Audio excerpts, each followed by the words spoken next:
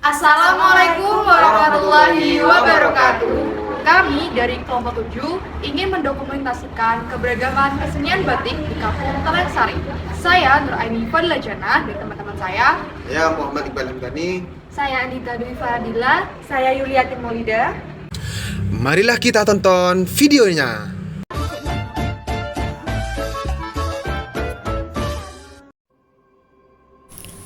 Jember, wilayah yang menyimpan banyak keberagaman budaya. Di era modern ini, generasi mulai melupakan eksistensi budaya sendiri. Namun, masih ada segelintir orang yang masih mempertahankan hal itu.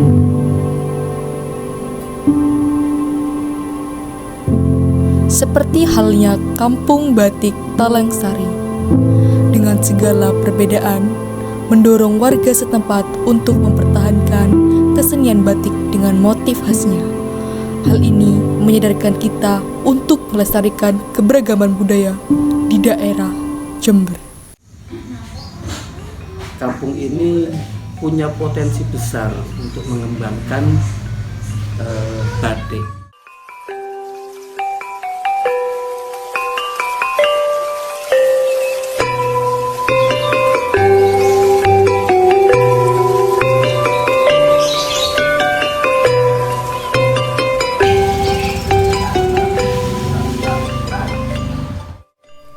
Batik adalah hasil karya bangsa Indonesia yang merupakan perpaduan antara seni dan teknologi oleh leluhur bangsa Indonesia.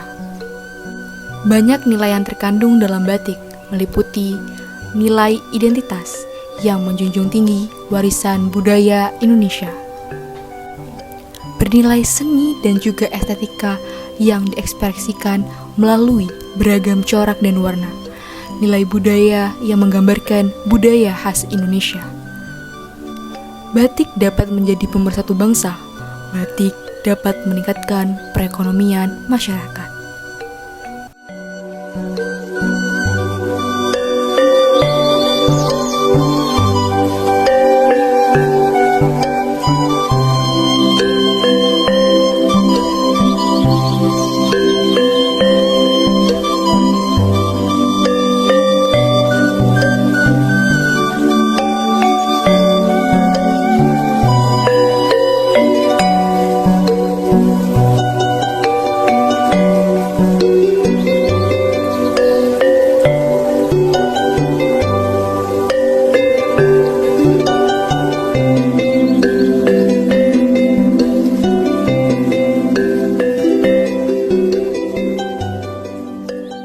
Untuk lebih jelasnya, marilah kita lihat wawancara berikut ini. Assalamualaikum warahmatullahi wabarakatuh. Kami dari Akademi Farmasi Jember minta izin kepada Bapak Misbah sebagai pemilik Sanggar Warna-Warni. Pertanyaan yang pertama, apa itu batik Kertabumi? Mengapa dinamakan batik Kertabumi? Ya, batik Kertabumi adalah usaha batik. Ya, usaha batik. Terutama batik tulis di sini mengutamakan batik tulis. Sedangkan nama Kertabumi sendiri saya ambil dari nama jalan yang ada di depan ini. Jadi jalannya itu Kertabumi. Nah, di sini batik Kertabuminya ada tambahan Jember. Jadi batik Kertabumi Jember, karena untuk Kertabumi sendiri sudah banyak di beberapa tempat. Jadi ditambah Jember satu memang untuk menonjolkan ciri khas Jember sendiri, yang kedua memang terletak di Kabupaten Jember. Apa saja langkah-langkah membuat batik dan apa saja yang dibutuhkan untuk membuat batik? Ya, untuk batik sendiri saya akan menerangkan alat dan bahannya dulu. Jadi alat dan bahannya satu, pertama untuk alat namanya canting. Jadi canting itu untuk sebagai alat nyanting. Nyanting itu membuat gambar dengan menggunakan alat canting. Kemudian malam. Ya, malam itu bahan yang untuk untuk membuat gambar tersebut.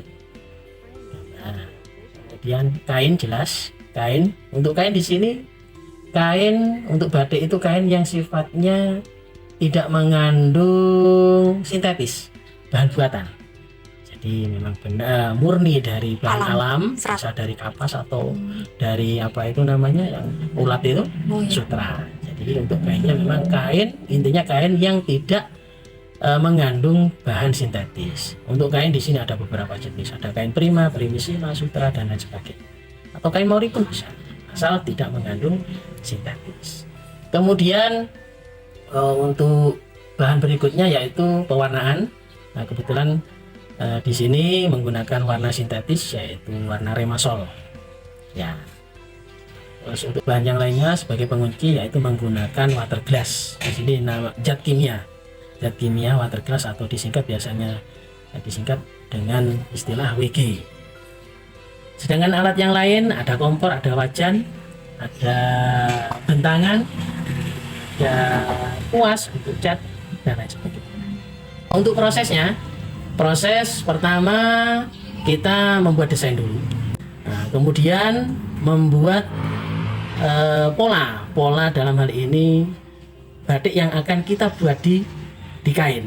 Nah, pola itu kita buat di selembar kertas. Nah, lembar kertasnya itu kita pilih kertas yang transparan, bisa kertas kalkir atau kalau kita kepikir yang murah-murah saja, namanya pakai kita kertas kue. Setelah kita buat pola, baru kita jiplak. Jadi itu jiplak itu dari pola tersebut kita jeplak ke selembar kain. Ya, kita jiplak ke selembar kain dengan kain yang sudah kita tentukan ukurannya. Kita jiplak. Setelah proses jiplak selesai, baru kita canting. Nah, itu canting itu yang namanya proses batiknya. Jadi yang namanya proses batik, teknik batik yaitu pencantingan. Mencanting. Jadi mencanting itu dengan alat canting, kemudian kita kasih bahan berupa malam dan kita tiru pola tersebut dengan canting. Setelah canting selesai, proses pewarnaan. Proses pewarnaan ada beberapa macam. Saya cuma bercerita yang ada di sini. Proses pewarnaan yang saya lakukan di sini yaitu namanya proses atau teknik colet. Jadi sebelum kita warna, kita bentangkan kain pada bentangan. Nah, kemudian kita warna dengan bahan warna remasol. Warna remasol itu asalnya warnanya berupa bubuk campur dengan air. Dan warnanya pun kita tentukan apa yang kita inginkan. Ya, kemudian terakhir proses blok. Jadi blok warna dasar dari kain tersebut. Tetap pakai colet, bukan colok. Setelah pewarnaan selesai, kita keringkan, kita angin-anginkan. Perlu diingat untuk mengeringkannya jangan sampai dijemur. Karena apa? Nah, karena kalau dijemur bahan dasar nyanting tadi, membatik tadi adalah lilin. Lah, betul. Jadi lilinnya itu kalau kena panas dijemur meleleh, rusak gambarnya. Kan ya kan? Makanya untuk pengeringannya cukup diangin-anginkan. Jadi dibiarkan di bentangan itu, dibiarkan sampai kering. Setelah kering baru kita kunci warna. Jadi karena tadi warnanya berbasis air, berarti warna itu luntur ketika kena air. Oleh karena itu kita kunci warna tersebut dengan zat yang namanya water glass tadi, atau kita sebut WG. Nah, untuk lama pengunciannya idealnya itu dilakukan semalaman. Jadi kita kunci, kita beri zat pengunci tersebut sore, baru besok paginya kita cuci. Dan proses terakhir yaitu proses pelorotan.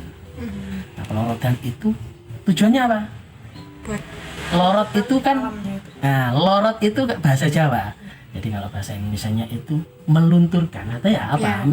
Menghilangkan lah, intinya menghilangkan malam tersebut. Dengan apa? Dengan cara digodok. Jadi dipanaskan. Jadi pemanasnya dengan digodok. Nah, sudah sampai malamnya hilang semua, sudah tidak ada yang nempel di kain, baru kita cuci, kita bersihkan. Nah, itu inti dari proses batik sudah selesai.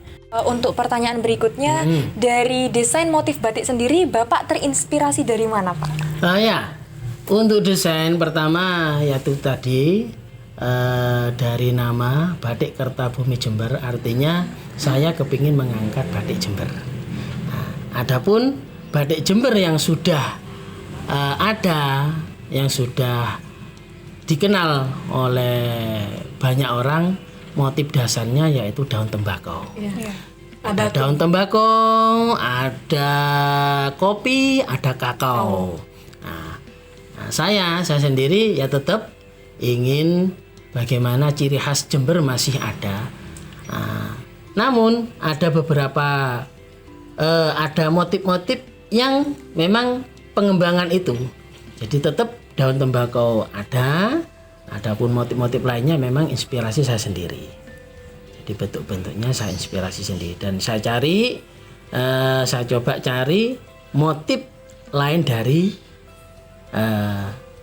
motif yang sudah ada. Tetap ada muncul daun tembakau itu, saya tambahi, saya kembangkan motif-motifnya. Nah, itu. Berikut langkah-langkah kegiatan membatik. Proses pertama yaitu nyungging dan japlak. Nyungging adalah kegiatan menggambar motif atau pola batik pada secari kertas. Sedangkan japlak adalah kegiatan memindahkan gambar atau pola tersebut ke kain.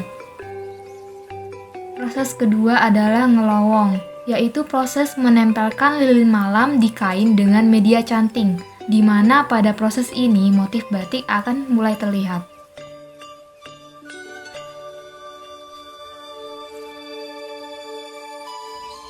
Selanjutnya ngiseni. Ngiseni adalah proses mengisi dengan motif yang sudah digambarkan di tahap pertama. Tahapan ini menggunakan media canting. Selanjutnya nyolet. Nyolet adalah proses mewarnai pada bagian-bagian gambar motif yang terlihat sering seperti kembang, bunga, dan lainnya. Proses berikutnya disebut mopok, yaitu tahapan dalam menutup bagian yang dicolet dengan lilin malam, yang juga diiringi dengan proses nembok atau menutup dasar kain yang tidak diwarnai.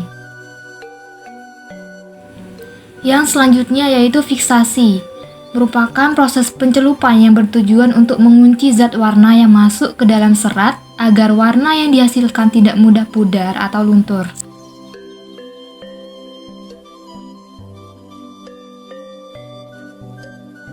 Terakhir adalah ngelorot. Ngelorot adalah proses terakhir dalam meluruhkan lilin malam dengan air yang mendidih.